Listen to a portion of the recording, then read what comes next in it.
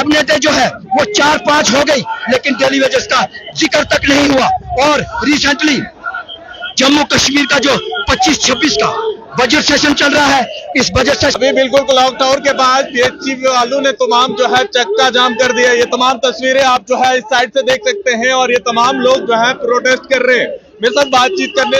के लिए सर, क्या नाम है आपका और थोड़ा सा बताएं क्यों ये चक्का जाम चल रहा है? धन्यवाद सर आपका और आपके चैनल का। मेरा नाम रवि भूषण शर्मा, मैं PHE employees united front senior member district Doda. Sir, मैं आपके चैनल के माध्यम से एक बात कहना चाहता हूं कि 2022 में जब पीएचई एम्प्लॉइज यूनाइटेड फ्रंट का कयाम हुआ जम्मू प्रोविंस के अंदर, तो उस वक्त डेली वेजेस ने एक स्लोगन निकाला, पॉलिसी नहीं तो घर वापसी नहीं, अभी नहीं तो कभी नहीं। उसी रणनीति के तहत पीएचई एम्प्लॉइज यूनाइटेड फ्रंट 2022 से कंटिन्यू पूरे जम्मू कश्मीर के अंदर अपनी जायज मांगे। हमारी सरकार से एक ही मांग रही कि हमको रेगुलराइज किया जाए, लेकिन सरकार बार बार जो है यकीन दहानी करने के बावजूद भी एनसी की सरकार ने क्या वादा किया था, क्या मैनिफेस्टो में रखा था आपके लिए? देखिए सर, बहुत बड़ी विडंबना है। मैं नेशनल कॉन्फ्रेंस की ही बात करूंगा, माननीय चीफ मिनिस्टर उमर अब्दुल्ला साहब की ही बात करूंगा और फारूक अब्दुल्ला साहब की बात करूंगा कि बार बार उन्होंने जो है डेली वेजर के साथ धोखा किया है। जो रिसेंटली 10 साल के बाद जम्मू कश्मीर के अंदर असेंबली इलेक्शन हुए, उस इलेक्शन के दौरान में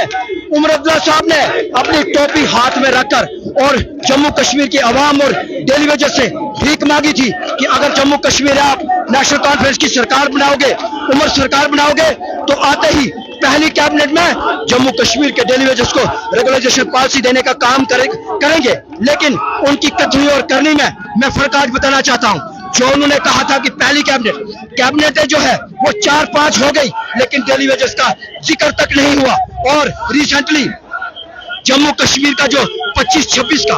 बजट सेशन चल रहा है, इस बजट सेशन पे डेली वेजेस को बड़ी उम्मीदें थी और एक रिमाइंडर, बहुत बड़ा प्रोटेस्ट जम्मू के अंदर हमने दिया था कि यह सरकार इस असेंबली सेशन के दौरान डेली वेजर के साथ किए हुए वायदे को पूरा करे। लेकिन फिर कालम तोड़ की पॉलिसी, और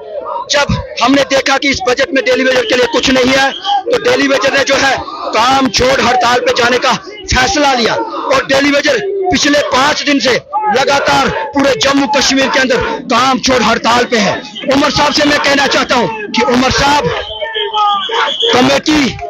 कमेटी आपने चीफ सेक्रेटरी की अध्यक्षता में बनाई है, वो कमेटी डेली वेजर्स को नामंजूर है। डेली वेजर इसी सेशन में रेगुलराइजेशन पॉलिसी चाहता है। एक बात मैं जरूर आपके चैनल के माध्यम से सरकार को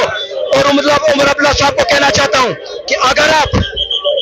चाहते हो कि डेली वेजर 6 महीने का इंतजार करे, जो आपने कमेटी बनाई है वो कमेटी जब तक रिपोर्ट फ्रेम करे, कितने डेली वेजर से और पॉलिसी फ्रेम करे, तब तक अगर सरकार इसी बजट सेशन के दौरान जम्मू कश्मीर के डेली वेजर्स को लद्दाख यूटी के तर्ज पर, आप जानते हो कि जम्मू कश्मीर और लद्दाख एक स्टेट थी, लेकिन जब इन स्टेट को अलग अलग किया गया, यूटी बनाया गया, तो लद्दाख में जितने भी डेली वेजर्स हैं वो 25,000 से लेकर 45,000 तक मिनिमम वेज रेट ले रहे हैं। हम मांग करते हैं सरकार से, एलजी एडमिनिस्ट्रेशन जम्मू कश्मीर से हम मांग करते हैं कि सरकार जो है वो अगर टाइम चाहती है कि रेगुलराइजेशन पॉलिसी का जो उन्होंने एक टाइम पीरियड फिक्स किया है, अगर वो टाइम चाहती है तो फौरन से फौरन जम्मू कश्मीर के डेली वेजर्स को मिनिमम वेज एक्ट लागू करें और उसके बाद नेगोशिएशन। मैं सरकार को कहना चाहता हूं कि सरकार डेली वेजर को आंकना चाहती है, परखना चाहती है, लेकिन सरकार जो है गुमराही में है। डेली वेजर अपने हक के लिए जो है वो करो या मरो की लड़ाई लड़ रहा है। और मैं सरकार को आखिरी बार आपके चैनल के माध्यम से कहना चाहता हूं कि पीएचई एम्प्लॉइज यूनाइटेड फ्रंट की जम्मू प्रोविंस की जितनी भी सीनियर टीम है, उसमें भले ही हमारे रवि हंस जी हो, राजेंद्र सिंह ताज जी हो, मोहन जी हो, नवदीप जी हो, उनको नेगोशिएशन करने के लिए बुलाए और डेली वेजेस को जो है मिनिमम रेट फौरन से फौरन लागू करे, अगर सरकार चाहती कि ये एजुटेशन खत्म हो। चलिए, ये तमाम जो है पीएचई में काम करने वाले तमाम लोग, एमएनओ को तनख्वाहें बढ़ाने के लिए उमर साहब ने खुद बोला अपने